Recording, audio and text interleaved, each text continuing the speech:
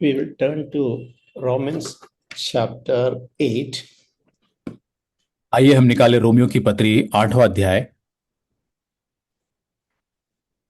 In Romans chapter 7, it speaks about victory over a legalistic Christian life. और Romeo 7 अध्याय में हम देखते हैं कि एक विधिवादी कानून से प्रेरित जीवन जो होता है उसके ऊपर विजय पाने के संबंध में हमने देखते हैं। Towards the end of chapter 7, Paul is mentioning about a inner struggle. और रोमियो 7 अध्याय के अंतिम भाग में हमारे भीतर चलने वाले संघर्ष के बारे में पौलुस बताता है। And he is recognizing there is nothing good dwells in my flesh. और इस बात की वो एहसास पौलुस को होता है कि कुछ भी अच्छा या भला मेरे शरीर में नहीं है। And who will deliver me from this situation? That he is expressing his inner cry. और अपने भीतर से इस पुकार को जाहिर करता है कि इस मृत्यु की देह से मुझे कौन छुड़ाएगा। And is concluding in the last word, thanks be to Jesus Christ. और अंत में वो इस प्रकार से अंत करता है इस अध्याय में कि यीशु मसीह का हमारे परमेश्वर के द्वारा धन्यवाद हो। It is Jesus Christ who will deliver us. यीशु मसीह है जो हमको छुड़ाएगा। And in a way, Romans 7 is describing a problem. और दूसरे शब्दों में रोमियो 7 अध्याय के अंदर एक समस्या का वर्णन किया गया है। And Romans 8 gives a solution for that. और रोमियो 8 अध्याय जो है उस समस्या का समाधान रोमियो 8 अध्याय में पाया जाता है।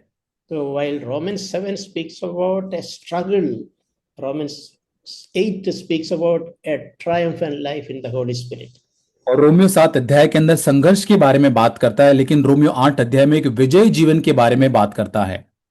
And I want to say that Romans 8 is one of the most encouraging and hope-filled chapters in the whole Bible. और पूरे वचन के अंदर मैं आपको प्रोत्साहित करना चाहता हूँ। रोमियो 8 अध्याय जो है बहुत ही प्रोत्साहन देने वाला और एक आशा से भरने वाला ये अध्याय है। And it's good. I will really encourage you often read it and meditate it. मैं आपको प्रोत्साहित करना चाहता हूँ कि अक्सर आप इस अध्याय को पढ़े और उस पर मनन करें। It's a good chapter when we know our personal reading and meditation. Often we should read. और हमारे व्यक्तिगत वचन और मनन के लिए हमें अधिक इसके ऊपर मनन करना चाहिए और इसको अधिक पढ़ना चाहिए। It explains about freedom from condemnation. और यहाँ पर दंड की भावना जो है उसके आजादी के बारे में लिखता है। A life through the Holy Spirit. और पवित्र आत्मा के द्वारा जो जीवन है उसके संबंध में assurance of sonship, being a son or daughter of God. और परमेश्वर का बेटा और बेटी बनने का जो निश्चय है उसके संबंध में। It speaks about hope in suffering. और हमारे सारे उन विपत्तियों के बीच में, दुखों के बीच में जो आशा है उसके संबंध में। And there is a confidence in God's sovereign plan. और यीशु परमेश्वर के अद्भुत और संप्रभु जो उसकी योजना है उसके अंदर हमारा हियाव। And it is ending with the illustration on the unbreakable love of God.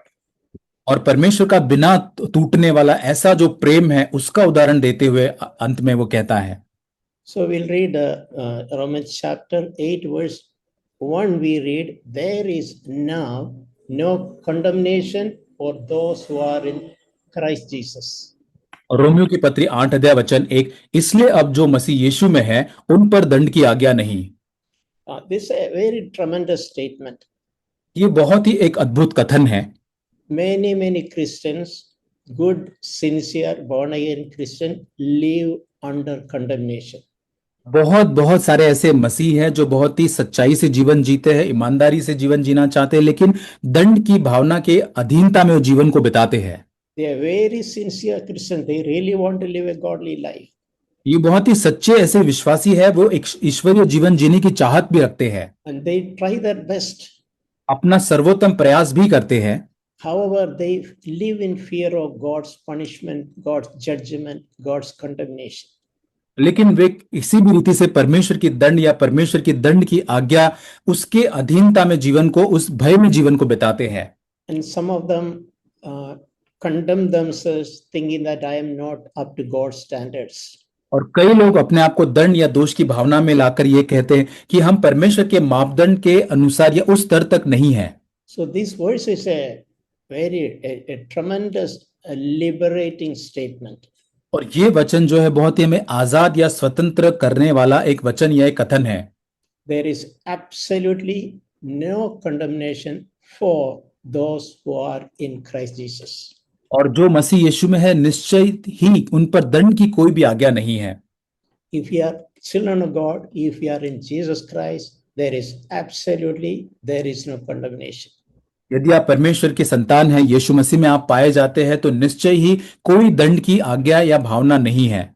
And this is something should be really deeply registered in our hearts. और ये एक ऐसी बात है जो हमारे बहुत ही भीतरी जीवन के अंदर पूरी तरह से ये जड़ पकड़ना चाहिए। Many people, I know, I want to share about my own experience. I used to live under this bondage of condemnation. और मैं अपने जीवन के उदाहरण से आपसे बांटना चाहता हूं कि मैं कैसा व्यक्ति था जो इस दंड की, दोष की भावना की अधीनता में, उस गुलामी में अपने जीवन को जीता था।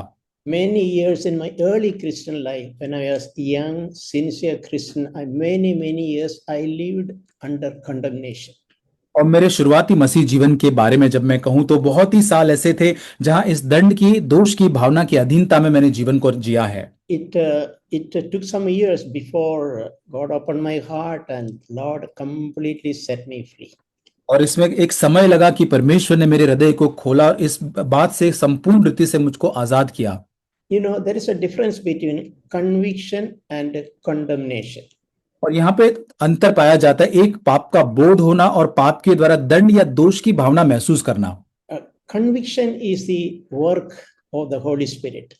एक पाप का बोध या एहसास होना ये पवित्र आत्मा का काम होता है। We read the Holy Spirit convicts us about sin, righteousness and judgment. और बाइबल में हम कहता है कि पवित्र आत्मा जो है हमें बोध दिलाता है पाप, धार्मिकता के बारे में। So if you are convicted about our sins, maybe even hidden sins, sometimes we are convicted, that is an excellent thing. और यदि हमारे गुप्त पाप, यदि हम उसका हमें बोध या एहसास, जानकारी हो जाती है तो ये बहुत ही सर्वोत्तम बात है। That indicates that Holy Spirit having the freedom to work in our lives. और ये दर्शाता है कि पवित्र आत्मा हमारे जीवन में एक आजादी से भरा काम करता है। Why it is important? There are people, even believers, who does not get conviction about their sins. और क्यों मैं ऐसा कहता हूं? क्योंकि ऐसे कई सारे विश्वासी हैं जिन्हें अपने पाप का बोध तक नहीं होता है। That means they don't have that sensitivity. उसका मतलब कि उनके पाप के संबंध में कोई संवेदनशीलता नहीं होती है। It's good. We can be really grateful if we experience times when Holy Spirit convicts us about our sin. और यदि पवित्र आत्मा हमारे पापों के बारे में हमें बोध दिलाता है तो ये अच्छी बात है, हमें धन्यवादी होना है। You know, even after Peter denied Jesus 3 times, Holy Spirit gave him that conviction. और हम जानते कि पतरस ने जब यीशु मसीह का 3 बार इनकार किया तो पवित्र आत्मा ने पतरस के भीतर वो एक बोध दिलाया। We read there, when Jesus gazed at him, he sat down and wept bitterly. और हम पढ़ते हैं कि जब यीशु मसीह ने उसकी ओर नजरें उठाकर देखा तो पतरस फूट फूट कर रोया। It's a wonderful thing. Occasionally we sit down and we bitterly because of conviction of sin. ये एक बहुत अद्भुत बात है कि अक्सर हम हमारे पापों का बोध समझते हुए हम बहुत ही फूट फूट कर हमारे पापों के कारण उस बात को सोचकर रोए। Because once we are convicted, we can repent about it, we can confess about it, and it is guaranteed that the Lord will forgive us. और जब हमें किसी पाप का बोध होता है तब हम उसे मान लेते हैं, उससे मन फिराते हैं और आश्वासन हमारे लिए यह है कि हमें पूरी तरह से उसे क्षमा किया जाता है। We know that verse in 1 John 1:9, when we repent and confess our sins, the Lord will forgive us and cleanse us from all unrighteousness. पहला यूहन्ना 1:9 में हम पढ़ते हैं कि जब हमारे पाप और अपराधों को हम कबूल मान लेते हैं तो वो हमारे सारे अधार्मिकताओं से हमें क्षमा करता है। The Lord will not only forgive, but He will also cleanse us. वो केवल हमें क्षमा नहीं करेगा लेकिन हर एक अधर्म से हमें शुद्ध भी करेगा। He will restore us completely. पूर्ण रीति से हमें पुनर्स्थापित करेगा। And not only that, more than one place, it is stated that once the Lord has forgiven our sins, He will not even remember it. Bible में एक जगह पर यह भी लिखा है कि यदि एक बार परमेश्वर जब हमें क्षमा कर देता है तो वापस फिर उसे कभी स्मरण नहीं करेगा। So that we should remind ourselves, if God has, if we are repented about something and God has forgiven us, and the Lord choose not to remember that sin, and we also need not remember that again. और ये बहुत अच्छी बात है, यदि हमने अपने मन फिराया है और हमें परमेश्वर ने क्षमा किया है उस पाप से, यदि परमेश्वर उसे माफ नहीं, उसे याद नहीं करता है तो हमें भी उसे स्मरण नहीं करना चाहिए। We can say the power of forgiveness is so glorious.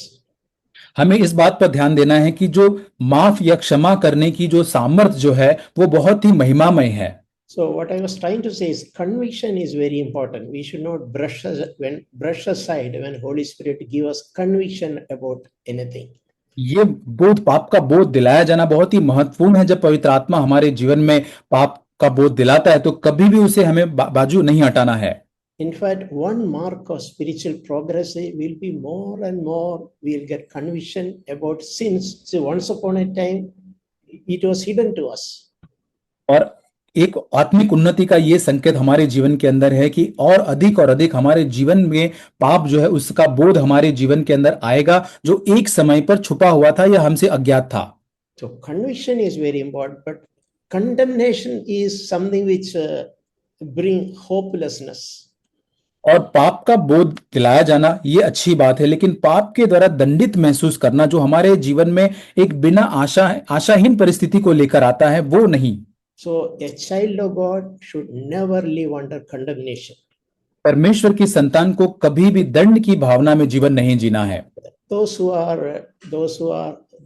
this problem, those sincere brothers and sisters who are listening to me today, I encourage you to read Romans chapter 8 verse 1 again. Meditate. Let that be a reality in your life.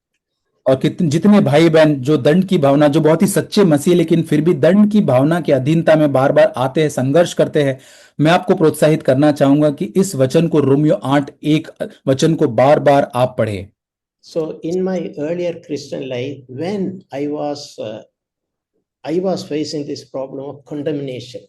और मेरे शुरुआती मसीह जीवन के अंदर जब मैं इस दंड की भावना की समस्या का सामना कर रहा था, I used to think like this. I remember after many meetings, Sunday meetings, midweek meetings, I will go down condemned. और कई बार मुझे स्मरण आता है कि रविवार की मीटिंग या फिर दूसरी कोई मीटिंग होने के बाद मैं पूरी तरह से दंडित महसूस करता था। I go for meetings in a hopeless situation. और उस मीटिंग्स के बाद जब मैं घर जाता था तो जैसे कि आशाहीन, बिना आशा के घर पर मैं जाता था। I used to think in those times, no, for that brother, they can live this life. For me, it is not possible.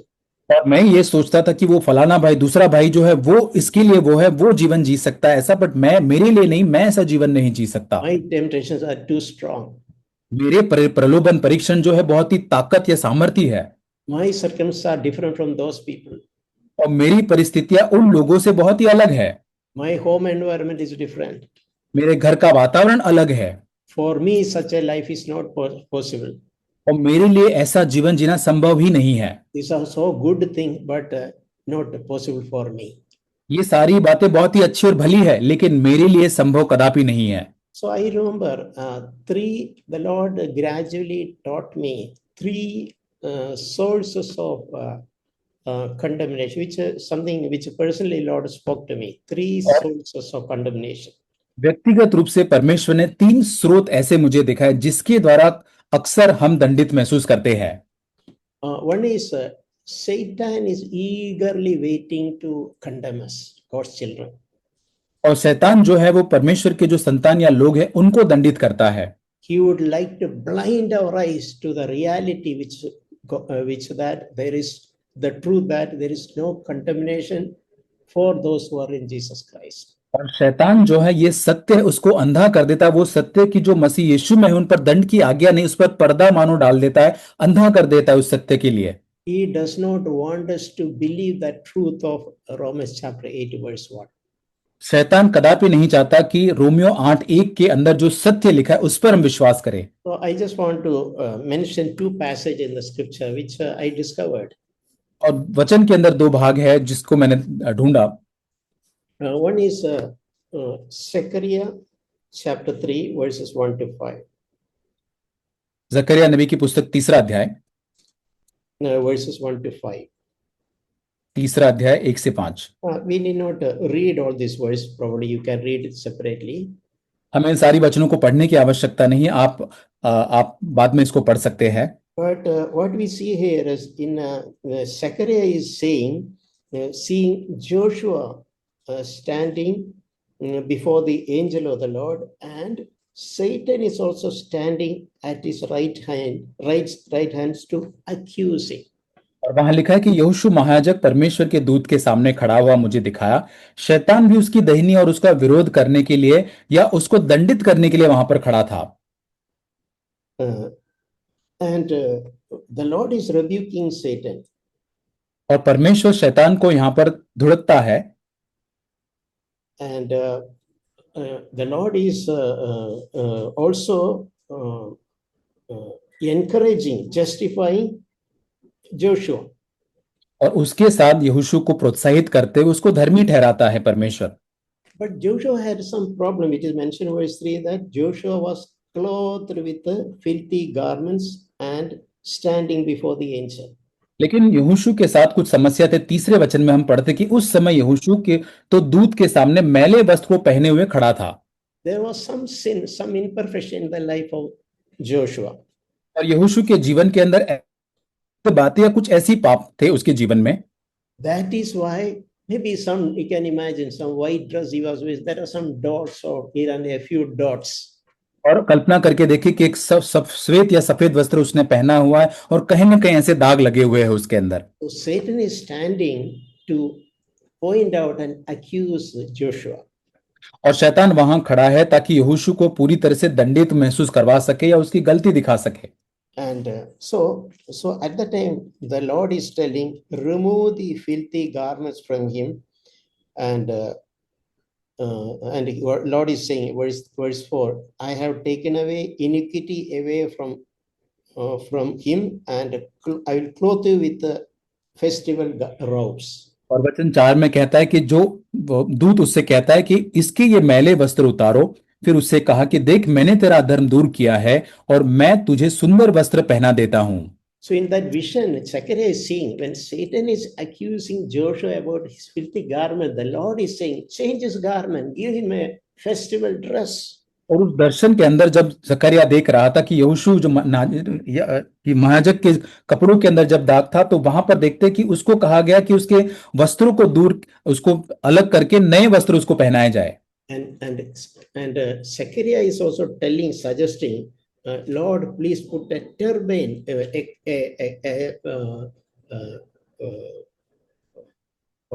what you keep on the head of kings. It's a throne, yeah. Let a crown also be placed on his head. तब मैंने कहा कि इसके सिर पर एक शुद्ध पगड़ी भी रखी जाए। So we can see here, devil is waiting for an opportunity to accuse God's children, but God is readily justifying and rebuking devil. और शैतान एक मौका ही देख रहा था परमेश्वर के संतानों को दंडित करने के लिए, लेकिन तुरंत ही परमेश्वर अपने बच्चों को वहां पर उस शैतान को डांटता है और अपने लोगों को वो पूरी तरह से महसूस करवाता है। And the Lord will not only change the filthy garment, he will also put a turban or a crown on our head. और केवल वो मैले वस्त्रों को वो दूर करके नए वस्त्र नहीं पहनाएगा, लेकिन हमारे सर पर एक पगड़ी भी बांधेगा। Because the Lord knows devil is accusing with the false motives. और क्योंकि परमेश्वर जानता है कि शैतान जो है वो गलत इरादे से वहां पे वो दंडित कर रहा है। This picture, it is good to remember how devil accuses, how the Lord justifies. ये चित्र महसूस करना जरूरी, कैसे शैतान दंडित करता है और परमेश्वर कैसे हमें धर्मी ठहराता है। The devil is trying to accuse a few dots of anything, any filth, but the Lord is eager to give a festive dress. और शैतान जो है छोटी छोटी बातें उस पोशाक, उस वस्त्र के अंदर वो गलतियों को दिखाता है, लेकिन परमेश्वर जो है वो हमें पूरे पोशाक को जो पहनावे है उसको देना चाहता है। we can imagine devil was certainly put to shame. और हम जानते हैं कि आप कल्पना करके देखिए कि जैसे पूरी तरह से शैतान को शर्मिंदा कर दिया गया। Because the Lord not only changed his filthy garment, gave him a festival garment, but he also gave him a crown. और केवल उसको वस्त्र नहीं दिए, लेकिन उसके साथ उसको एक पगड़ी भी दिया। So I understood devil is a master accuser. इससे हम समझते हैं कि बहुत ही वो दंडित करने वाला, दोष की भावना देने वाला में शैतान बहुत ही माहिर है। He is trying to whisper things, condemning us and accusing us. और हमारे कान में ऐसी बातें वो फुसफुसाएगा जिससे कि हम दंडित महसूस करें। You will never miss an opportunity. वो कभी भी कोई मौके या अवसर को नहीं खोएगा। He is eagerly waiting for something, some dot, something which he is waiting so that he can accuse and condemn God's people. बड़े आतुरता से वो इंतजार करता है कि कुछ ऐसी बातें को निकाले जो परमेश्वर के संतान या बच्चों के जीवन के अंदर वो दंडित उन्हें करवा सके।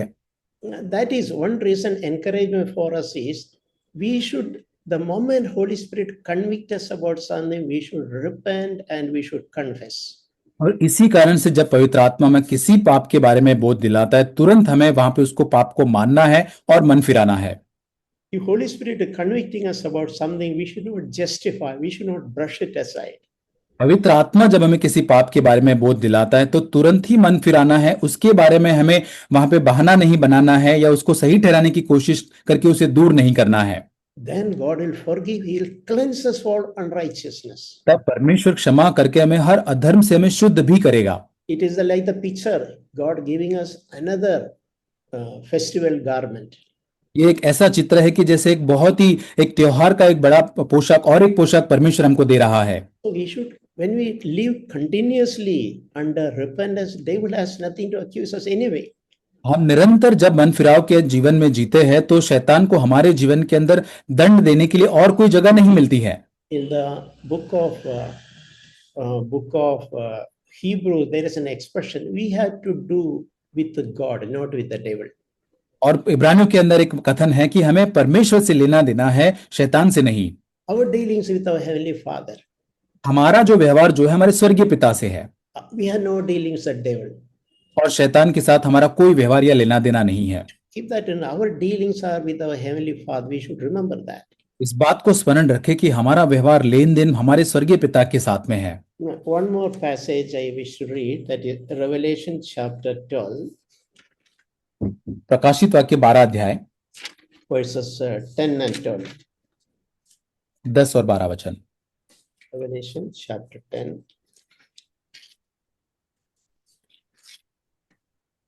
Here we read about devil is mentioned that the accuser of the brethren, who accuses the God's people day and night. और यहाँ पे प्रकाशित वाक्य 12 अध्याय 10 वचन में हम पढ़ते हैं कि शैतान को भाइयों पर दोष लगाने वाला कहा गया, जो दिन रात वो दोष लगाता है। So what is one name of the devil? शैतान का नाम यहाँ क्या है? Accuser of the devil, accuser of the brethren. भाइयों पर दोष लगाने वाला। That is Revelation 12, 10, yeah, 9 to 10 and 12. उसके 10 और 12 वचन में हम पढ़ते हैं। Yeah, 9 and 10 and 11. 10 और 11 वचन। So he's mentioned that he has been thrown down.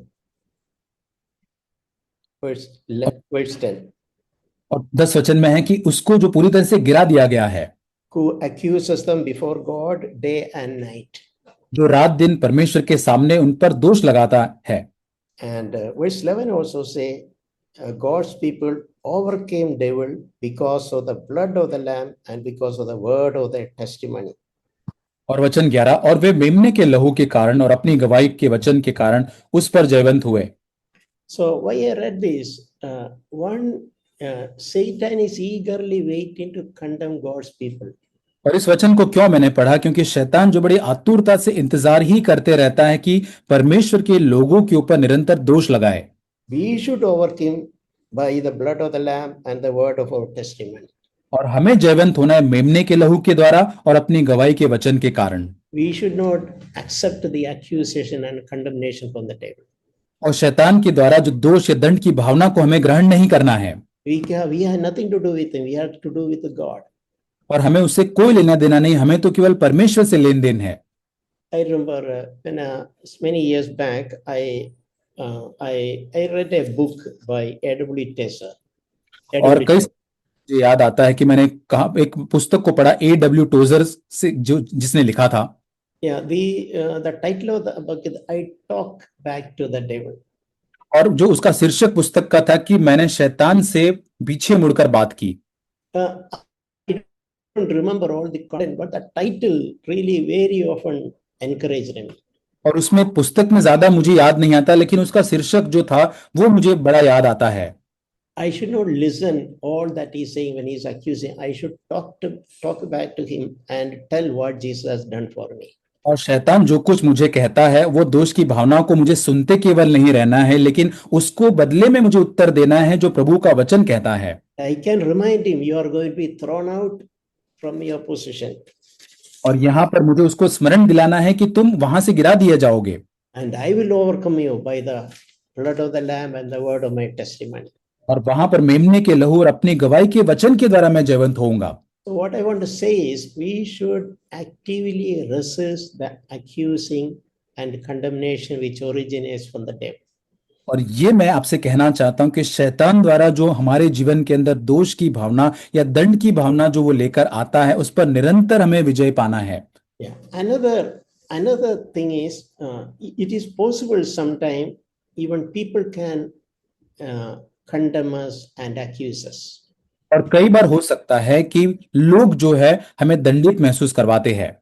I myself experienced sometime in some meeting before coming to CFC.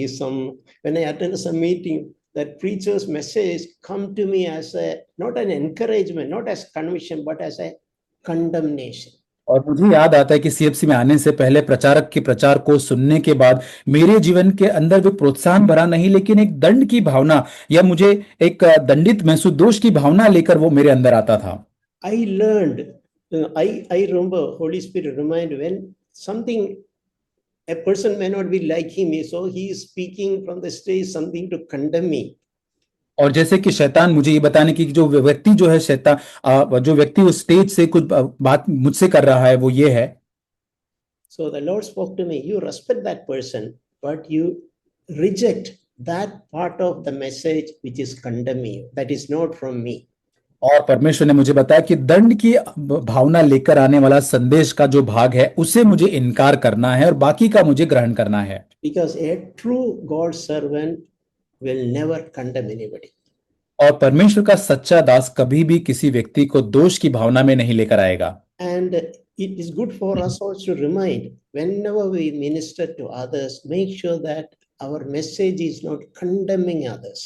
और ये अपने आप को याद दिलाना बहुत अच्छी बात है कि जब कभी हम किसी को प्रोत्साहित करते हैं या सेवकाई करते हैं, कभी भी हमारा संदेश, हमारी बातें दंड की भावना उनके जीवन में लेकर ना आए। God has not entrusted us a ministry of condemnation. परमेश्वर ने हमें दंड की भावना की सेवकाई नहीं सौंपी है। That ministry of condemnation is from the devil. और दंड या दूषित करने वाली सेवकाई तो शैतान की ओर से है। We should not work as agents of the devil, condemning God's people. और हमें शैतान के दूत के जैसे काम नहीं करना है, दंडित महसूस करवाने का काम नहीं करना है। So we may not be speaking from the stage, but we should make sure that our conversation, by our conversation, we are not condemning or putting others down. और हमेशा हम शायद स्टेज से बात नहीं करते होंगे, लेकिन हमारे बातचीत के द्वारा भी हमें किसी को भी दोष या उस दंड की भावना के अंदर नहीं लेकर आना है। When I started practicing that is one aspect which liberated me. I rejected. I can sense this is something coming that is to condemn me, not to encourage me. I reject it. It is not from God. It is not for me. I don't accept it. और तब मैंने इस बात में सीखा कि जब मेरे पास ऐसा कुछ आता है जो मुझे दंड की भावना के अंदर लेकर आता है, उस बात को पूरी तरह से मैं इनकार करूं, उसको स्वीकार में बिल्कुल भी ना करूं। So never accept any condemnation for any man. किसी भी व्यक्ति से आप कभी भी दंड की भावना को ग्रहण न करें। No man, even if he say they are some Christian leaders or pastors, they have no right to condemn God's people. किसी भी व्यक्ति को, चाहे कैसी भी व्यक्ति वो अगवा हो, पास्टर हो, उसके पास कोई अधिकार नहीं है परमेश्वर के संतान या बच्चों को दंडित महसूस करवाने का। We should learn to reject that part of his ministry which condemns us. उसकी सेवकाई का वो भाग जो हमको दंडित महसूस करवाता है, उसे हमें पूरी तरह से इनकार या तिरस्कार करना है। I remember many years before I met a young brother. कई साल पहले मुझे याद आता, एक जवान भाई से मैं मिला। He was telling one of his church pastor did not like him. उसने मुझे बताया कि उसके एक कलीसिया के जो पास्टर थे वो उसको पसंद नहीं करते थे। So he spoke many harsh words condemning him and even saying that nothing will good happen to you. और वो भाई ने इस व्यक्ति के साथ बहुत सारे ऐसे सख्त शब्दों के द्वारा बात की कि कुछ भी भला या अच्छा तुम्हारे साथ कभी नहीं हो सकता। That brother, young brother, very simple brother. ये जवान भाई बहुत ही साधारण सा भाई था। So he came and shared that. और उस भाई ने आकर मुझसे ये साझा किया, Brother, I am so discouraged. I heard that from the pastor, and he's saying that nothing is good is going to happen in my life. और उस पास्टर से जब मैंने ये सुना कि कुछ भी अच्छा या भला मेरे जीवन से नहीं आ सकता, मैं बड़ा निराश हो गया। Then I remember I encouraged him, brother, God will never condemn you. मैंने उस भाई से कहा कि भाई, परमेश्वर आपको कभी भी दंडित नहीं करवाएगा। Your pastor might have made a mistake. हो सकता है आपके पास्टर ने वो गलती की होगी। Don't go by that. Your destiny is not decided by that pastor. और मैंने उसको कहा कि आपका जो मंजिल है वो पास्टर के शब्दों के द्वारा निर्धारित नहीं होता है, उसके द्वारा आप न जाए। If you love the Lord, if you are a child of God, God has a plan for your life. यदि आप परमेश्वर की संतान हो, परमेश्वर से प्रेम है, तो परमेश्वर आपके जीवन के संबंध में एक योजना को रखता है। Of course, you should repent. You should try to live before God. जरूर आपको मन फिराना है, परमेश्वर के सम्मुख जीने का प्रयास करना है। And I also told him some examples where God had decided to, in the example of Nineveh, God had decided to destroy that city, but those people repented. God changed his mind.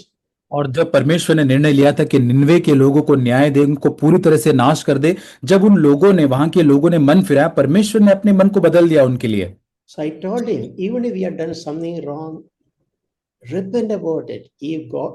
There are so many other examples in the Bible also. God is not in the business of condemning his children. और Bible के अंदर यदि आपने गलत भी किया होगा कुछ, तो तुरंत उससे मन फिराए। परमेश्वर जो है पूरी तरह से हमें पुनर्स्थापित करने के व्यवसाय में है। And I gave him that example, Nineveh, when people repented, that city repented, God changed his mind to destroy that city. जब निनवे के लोगों ने, उस शहर के लोगों ने मन फिराया, तो परमेश्वर ने अपना विचार उस शहर, उस जगह को नाश करने का पूरी तरह से बदल दिया। And we know that God's servant, that prophet Jonah, also did not like it.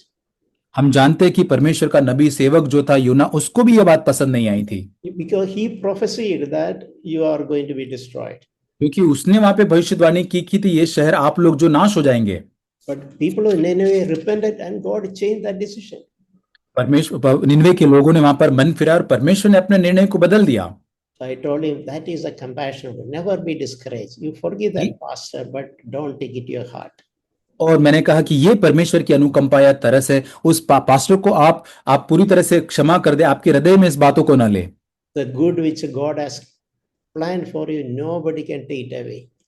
और परमेश्वर ने जो भला आपके लिए योजना बनाई है, कोई भी व्यक्ति उसको ले नहीं सकता। So I mentioned Satan can condemn us, some people can condemn us. मैंने जैसे कहा कि शैतान आपको दंडित कर सकता है, लोग आपको दंडित कर सकते हैं। So condemnation from wherever it is coming, we should not accept. We have to reject it. और दंड की भावना कहीं से भी वो आती हो, हमें उसे ग्रहण नहीं करना है, उसको इनकार करना है। And we can condemn ourselves. और उसके साथ साथ हम स्वयं को भी दंडित कर सकते हैं। And I was experiencing that in myself. I was condemning myself. और मैं इसको अनुभव मेरे जीवन में कर रहा था, मैं अपने आप को दोष या दंड की भावना में ला रहा था। Devil also was condemning me. Some people were also condemning me, and I am also condemning myself. शैतान भी मुझे दंड की भावना में ला रहा था, लोग भी ला रहे थे, और उसके साथ साथ मैं भी अपने आप को दंड की भावना में महसूस कर रहा था। So I remember the Lord spoke to me, I have bought you with a price. You have no right to condemn yourself. मुझे स्मरण आता है, परमेश्वर ने मुझसे कहा कि मैंने तुझे एक दाम, एक कीमत देकर खरीदा है, तेरे पास कोई अधिकार नहीं है स्वयं को दंडित महसूस करवाने का। You belong to me. I have bought with my blood. You have no right to condemn yourself. You are precious to me. और तू मेरा है, मैंने अपना लहू बहाकर कीमत देकर मैंने तुझे खरीदा है, तुझे अधिकार नहीं है अपने आप को दंडित महसूस करवाने का। And I especially so, as I was condemning myself, I was a very unhappy Christian. और मैं देख रहा था कि जब तक मैं अपने आप को दंडित महसूस करवा रहा था, मैं एक ऐसा व्यक्ति मसीह था जिसमें कोई आनंद नहीं था। It was so visible on my face. My face would be always downcast, depressed. और मेरा चेहरे पर यह दिख जाता था, मेरा चेहरा इतना उतरा हुआ, इतना उदास दिखता था लोगों के सामने, Because I was condemning myself. क्योंकि मैं अपने आप को दंडित महसूस करता था, दोष की भावना में जीता था अपने आप में। During that time, I discovered a Bible verse, and that उस समय really changed, encouraged me. उस समय पर एक वचन को मैंने प्राप्त किया जिसने मेरे जीवन को बहुत ही प्रोत्साहित किया, मेरे जीवन को बदला। That is Romans chapter 14:22. Romeo 14:22। There in the middle of, in the second half of that verse in English says that happy is the man who does not condemn himself. और इंग्लिश के अंदर ऐसा लिखा है उस 22 वचन के बीच के भाग में कि वो व्यक्ति बहुत ही आनंदित होता है जो अपने आप को दोषी नहीं ठहराता। So I understood why I am unhappy. तब मैंने इस बात को समझ लिया कि मैं आनंदित या खुश क्यों नहीं हूं। I am unhappy. I was unhappy because I was condemning myself. मैं इसलिए आनंद में नहीं रहता हूं क्योंकि मैं अपने आप को दोषी दंडित ठहराता हूं। But that Bible verse says that happy is the man who does not condemn himself. और इंग्लिश में जैसे लिखा है कि वो व्यक्ति बहुत ही आनंदित है जो अपने आप को दोषी नहीं ठहराता। So that light gave to me. I am not supposed to condemn myself. और ये प्रकाश, एक ज्योति जैसे मेरे जीवन के अंदर आया कि मुझे अपने आप को दोषी नहीं ठहराना चाहिए। The Lord has accepted me as I am. और जैसा भी मैं हूं, परमेश्वर ने मुझे वैसा ही ग्रहण किया है। And the Lord who has justified me. और परमेश्वर जिसने मुझे धर्मी ठहराया है, even if there is any imperfection in me, he is willing to forgive me. और यहां तक कि मेरे जीवन में असिद्धताएं हो सकती है, लेकिन फिर भी वो इच्छा रखता है मुझे क्षमा करने के लिए। Why I should condemn myself? और फिर मैं क्यों अपने आप को दोषी ठहराऊं? फिर When I realized, accepted the truth, that is something which made me a happier Christian. और जब इस सत्य को मैंने ग्रहण किया, इस बात का एहसास मुझे हुआ, तब मैं एक बहुत ही आनंदित मसीही बन गया।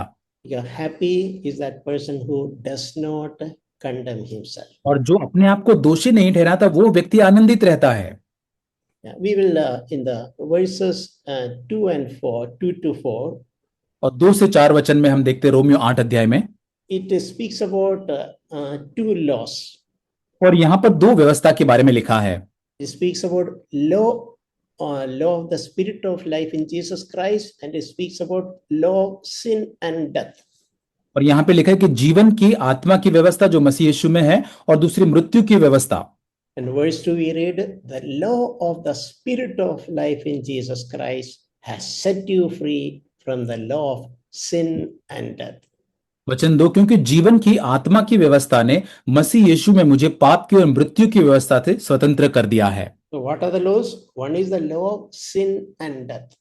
और एक जो व्यवस्था है जो पाप और मृत्यु की व्यवस्था है, and the other is the law of life in Christ Jesus.